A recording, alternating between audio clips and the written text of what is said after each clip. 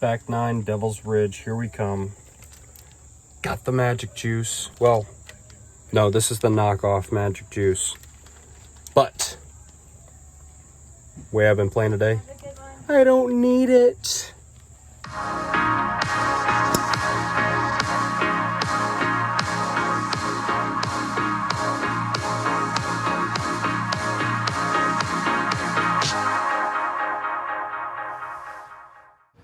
And that's how our front 9 went. Absolutely stellar. And here we are, back at it again at Devil's Ridge.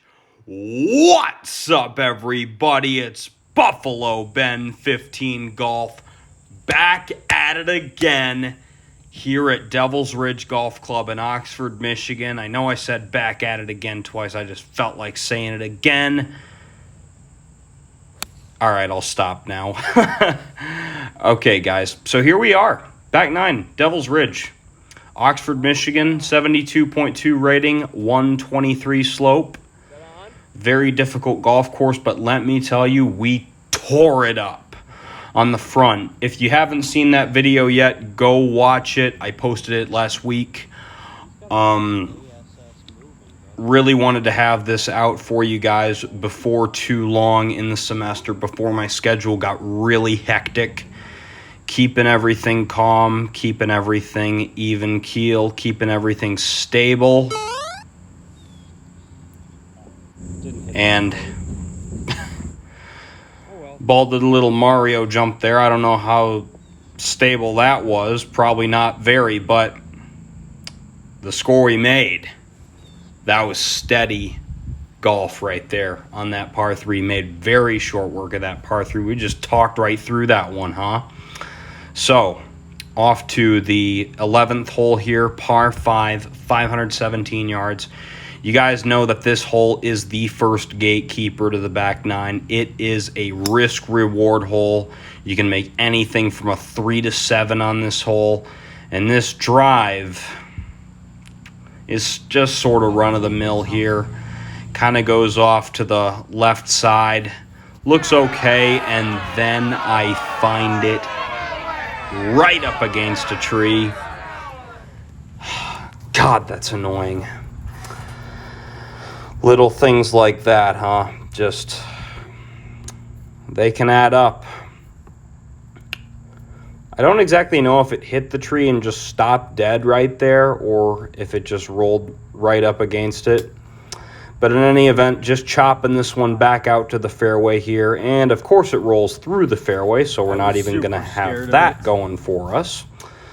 But nonetheless, it's not a bad lie here, as you can see. A bit of wind with me. With how downhill this is, I'm thinking like 7-iron. So, just kind of taking you through the process of this shot here. This thing is 3 clubs downhill easily. They call this hole the Descent of Doom on the hole map plaque, whatever you want to call it. And a little bit short. The camera really does not do this shot justice. It is straight downhill. I mean, you feel like you're in Gatlinburg Golf Club's 12th hole all over again. If you guys have ever gotten the opportunity to play Gatlinburg Golf Club, the 12th hole is the par 3 that's 200 feet downhill. Heck, we had a hole this year kind of like that. Clear Creek, 17th hole in Bristol, Virginia, where I got my Virginia birdie. That was the hole I got the birdie on as well. So I am no stranger to crazy elevation changes, and that is part of the reason why I just love this golf course. It just does it perfectly. This design, I mean, if you look at it, there are not a whole lot of bunkers here. They did not do a whole lot when sculpting the land to make this course, other than clearing all the necessary trees.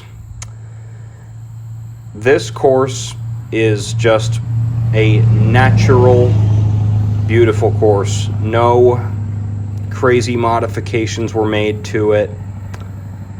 And it's a fun one. Go easy, easy. Hang on. It's not so much fun when I do that. You are kidding. My goodness, this game. Not stay in.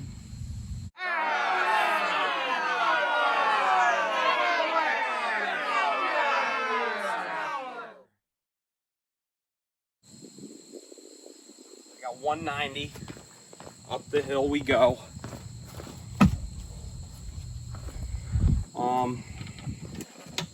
Probably gonna hit a 5-iron. Might be a little light on club, but I don't want to go over the green because the whole green slopes from back to front. So we're gonna try not to do that. So as you saw there, had to take a drop, our first penalty of the day, which honestly, if you survived 11 and a half holes at Devil's Ridge without taking a single penalty stroke, you're doing a whole lot of things right. So, I mean, yeah, and that's even if you know the course well, because I've probably played this course probably about 8 or 9 times in my life. I try to play it at least once a year. This was 3 days before I went back to Ferris State for my fall semester, which is, as of now, over when I'm posting this. I know. The logjam of videos is a lot, but throughout this winter 2023 semester, I mean, obviously, especially in Big Rapids, I'm not going to be able to do any golfing other than simulators. That's, I mean, we're looking at late March if I'm lucky. So,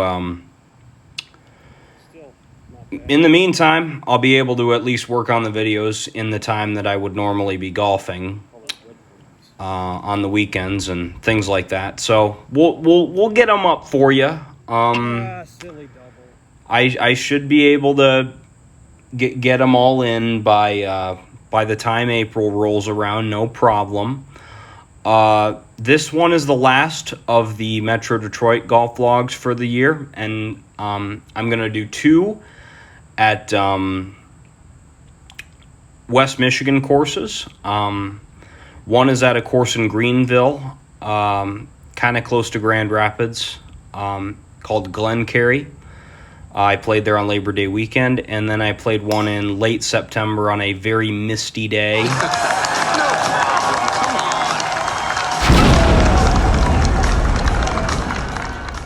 Sorry for my boom drive of 3 bills interrupting me there. So, as I was saying... No mercy. And then my second round of like regular course vlog that I did was on a very misty, very cold day in late September at a course up in Lake City called Misaki Golf Club. Just about 45 minutes north of me, while Greenville's about 45 minutes south of me. So, you know, I did my fair share of traveling around the courses. Out of all of them, Misaki and Glencarry were probably my 2 favorites. I played a few more. I played one in the Gowan area, kind of a Bowen Lake area, called Brookside. I liked it. It was kind of a short, tricked-up course. Reminded me a little bit of Heather Hills. There was another one up in Messick, Michigan, a little bit closer to Traverse City, called Antioch Hills, which was also pretty good. Also a kind of short, hilly course as well. Really did remind me of Devil's Ridge a lot. There were a couple others in there. Not too many, though, because I did a series at one course for 3 weekends straight that you guys are going to see later on. And then I did 2 straight weeks at a course in Mount Pleasant. One where I was playing on the day of Greenskeeper's Revenge outing / tournament. And let me tell you, the pins were dastardly. I have never played just a 6,100 yard golf course that played so tough. So that is a course in Mount Pleasant that you guys are going to see. That's going to be my penultimate video. And the last one I did in 2022 was a college match against a guy from one of Ferris's rival schools, where we played at that same Mount Pleasant golf course. So I didn't go somewhere new every week, but I did find some courses that I really do think are going to be some staples in the fall semester, especially. Misaki and Glencarry definitely being on that list. You guys will see me wear my Misaki Golf Club hat going forward in some of my later videos. Yeah, you guys are really going to like that one. As long as I don't have to chip over the knob, then that's not bad. I'm not going to give any spoilers. It was a great course. It was a great day. Had basically the whole course to myself. As well as Glencarry. Glencarry was pretty quiet as well. They were great days, not only to golf, but to golf vlog, you know. You know, it's not like this course where it's so popular that it's almost inevitable that you get paired up, and I was lucky enough to get two people, Bob and Evan here, who were nice enough to let me do what I want to do. And let me tell you something right now. Things are going my way, not only with people I'm getting paired up with, but also on the golf course here, as we make two quick pars to respond to the double there on number 12.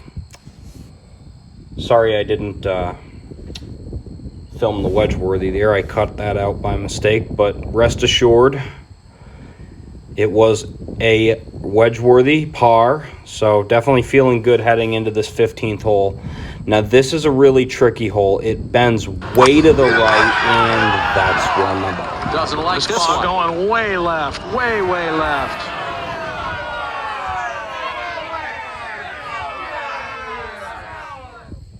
That's a terrible golf shot from where he was. Isn't it funny how quickly momentum can change? Just do admirably on two of the tougher holes on the course, holes 13 and 14. Both get pars, pretty stress-free.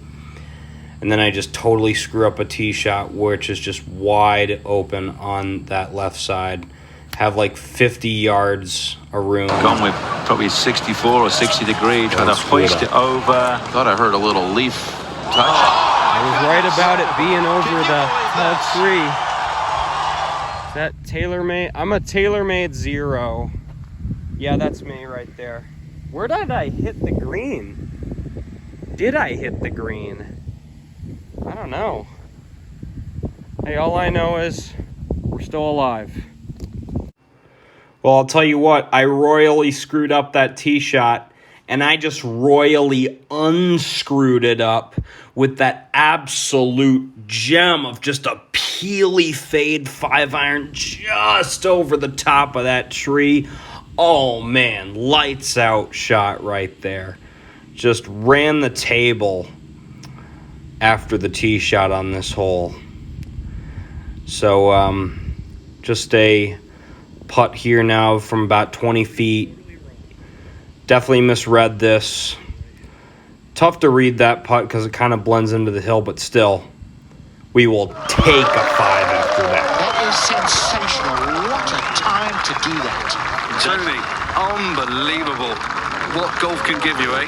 When all the chips are down, you're out of it, you think, oh my goodness, the world's against me, and all of a sudden you go and all it and you're back to square one. So, after staying alive through that 15th hole, definitely doing a great job of minimizing the damage. It's immediately back into Dangerville. Here we go here on this 16th par 3, over 200 yards. Very difficult approach to the green, very thin between the bunker and the right side of the green. That green just goes forever long, and I just push it. Just a very defensive, very crappy swing overall. Was not happy with it at all.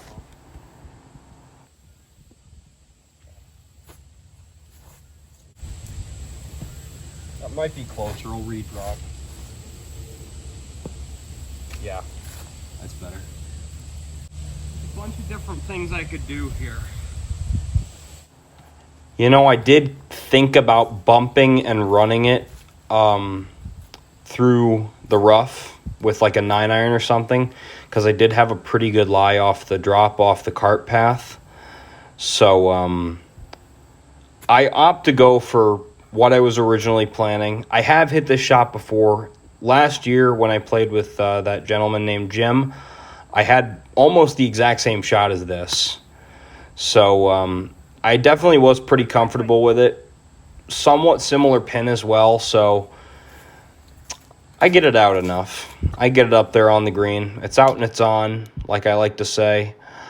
About 18 feet coming back up the hill here for par. Definitely a pretty manageable putt here.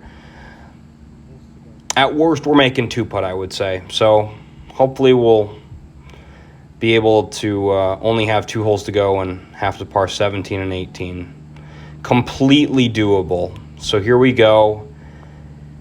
Heading into the putt.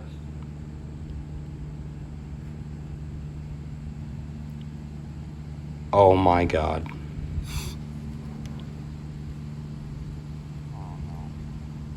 What a time to do that.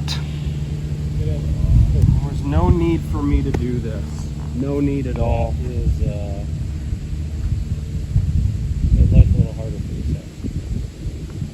What do we think, guys? 10 out, 10 in? Out? I feel like it can hurt you more than help you on Yeah. this one. What? Having a pin in? Yeah. Yeah, just a little bit. So here we are. A clutch, tentative, You root against no one, you root cheek for no one. clenching putt. But you've got to hope that this goes in. And guess what? That toe's up. Oh my goodness. This is not It's beyond hard to watch. Needless. How many of you saw that coming? How many of you loyal fans saw that shameful choke coming?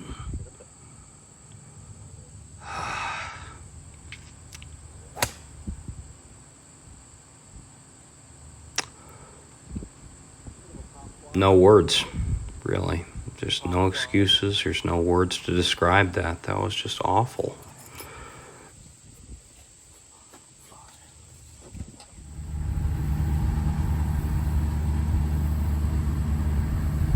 I'm getting 112. I feel like that's a little short. Don't you? I said I'm getting 112. I feel like that's a little short. Okay, so that's not inaccurate then. All right, so here we are. We have 2 holes to go. We're 8 over now. We need 7 over or better to break 80. We've never done so on this course. Up until about 10 minutes before this moment, as you're seeing right now on your screen, I thought I was going to do it. And I just let my mind just get away a little bit. And just same here. I only had to birdie one of the 2 holes. I probably shouldn't have gone for this pin. It is right out on that peninsula. It was like a giant middle finger sticking right at me. And even after a very solid effort, I get wet. When you're behind, you have to take risks. Nashville does here. Pitching in Roman Yossi. And there's what he's going through.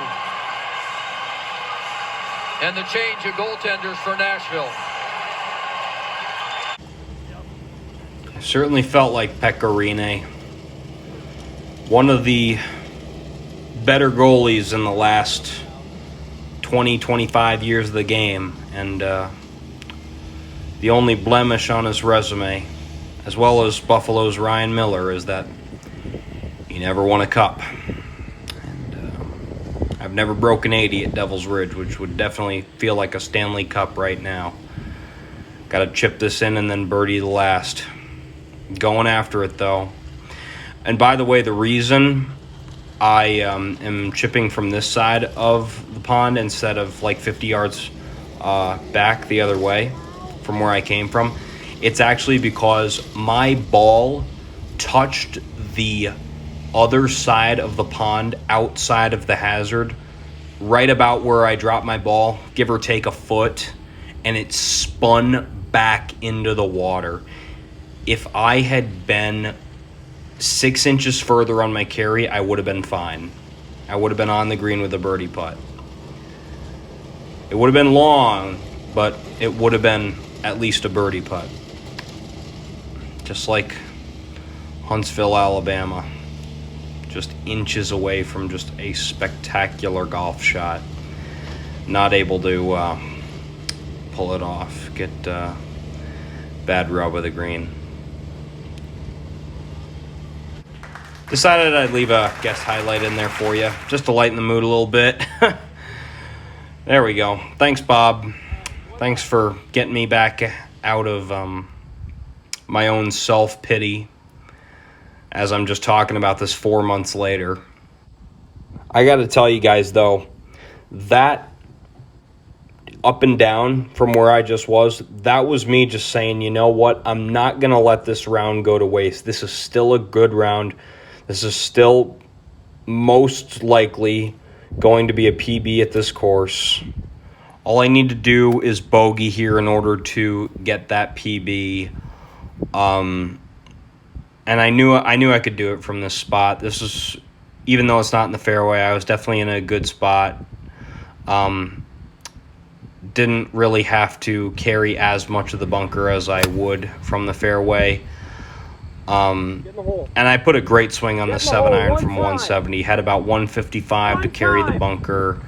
And it was definitely the best iron shot of the day. Unfortunately, it was not the best iron shot of my life, which is what I was definitely looking for. But yeah, in hindsight, I kind of just nonchalantly played my way up this 18th hole, when in reality, I actually played this hole really well. For where the pin was, I mean, even though I didn't mean to place my tee shot up the right, it just kind of happened that way, and it worked out really well, and I took advantage of it with the iron shot once I knew. I was like, oh, I'm actually in a really good spot here. So we are going to finish with a par. So it is an 81. It is a personal best on this course. It is also a single-digit over par round. Unfortunately, it is not a break 80 round. I did choke. I would classify this as a choke. But let me tell you something, guys. Those last hole and a half, I just told myself, you know what? No, this is not going to be a meltdown where I don't even PB. This is not going to be a time where I say, well, it's over, it's time to start drinking or whatever. Even though I'm not 21, but just like time to not get serious, you know.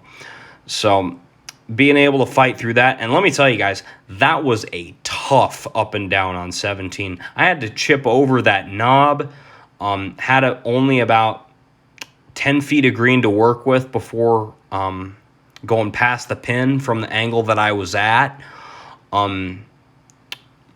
I wanted to actually give it the right read.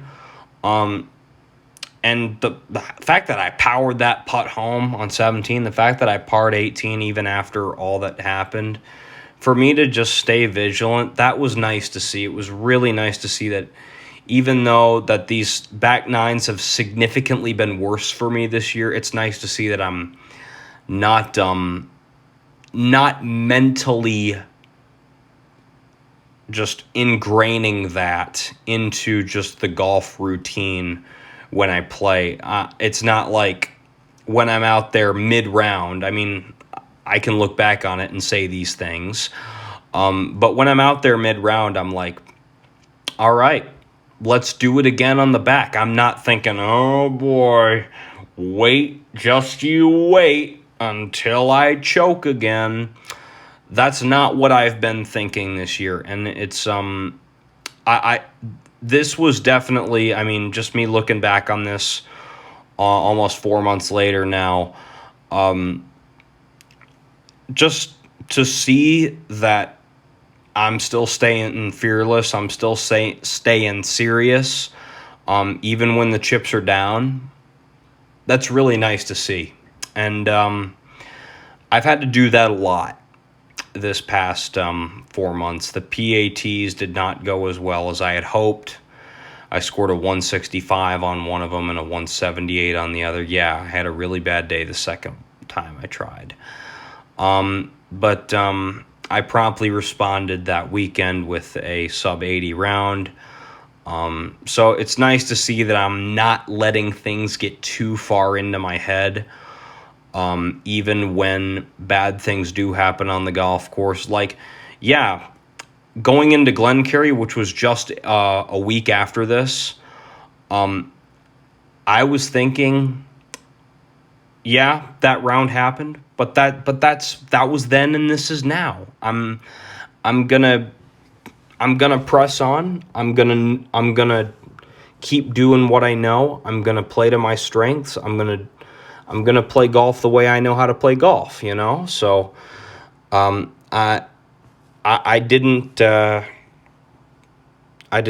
let it get to me, which was nice to see, which is definitely something I would have had a harder time with last year. So a lot of refreshing things to see, even though maybe the play itself is not there yet.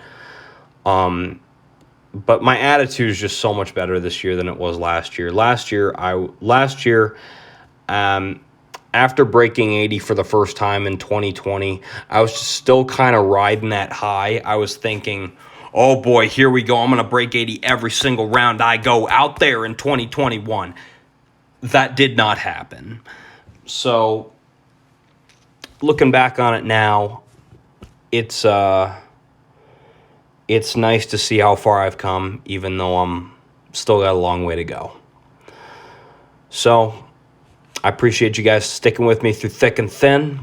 This Metro Detroit golf vlog season has come to an end, but not the golf season as a whole. So I look forward to seeing you all in the Glencairn video that I will be posting hopefully in the next 2 weeks. College is tough, though.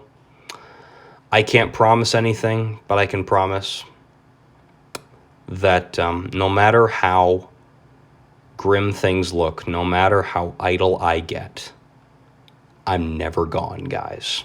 I love this too much. With that being said, this is Buffalo Ben 15 signing off, and off to Big Rapids. Have a good day, everyone.